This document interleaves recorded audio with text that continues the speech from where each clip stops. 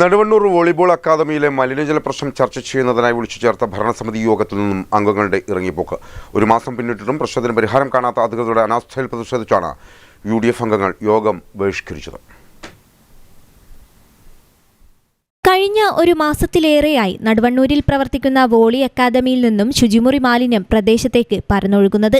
ഇതിനെതിരെ പ്രതിഷേധം തുടരുന്നതിനിടെയാണ് പ്രശ്നം രമ്യമായി പരിഹരിക്കുന്നതിനായി ഭരണസമിതി യോഗം വിളിച്ചു ചേർത്തത്.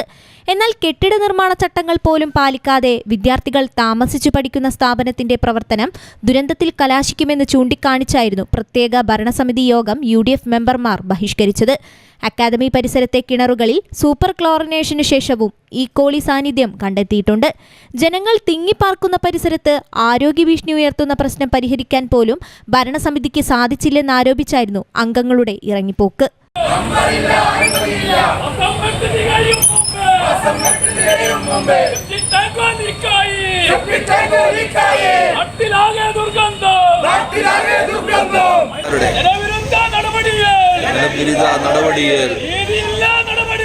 നീതിയില്ല നടപടിയിൽ മെമ്പർമാരെ കെട്ടിട നിർമ്മാണ ചട്ടങ്ങൾ പാലിക്കാതെയാണ് ULCC കെട്ടിടം നിർമ്മിച്ചിരിക്കുന്നതെന്ന് കണ്ടെത്തിയിട്ടുണ്ട്. ഇതിനു പുറമെ ഗ്രാമപഞ്ചായത്തിൽ നിന്നും ബിൽഡിംഗ് പെർമിറ്റ് ലഭിക്കാതെയാണ് 3666 സ്ക്വയർ മീറ്റർ വരുന്ന കെട്ടിടം നിർമ്മിച്ചിരിക്കുന്നതെന്നും കണ്ടെത്തിയിട്ടുണ്ട്.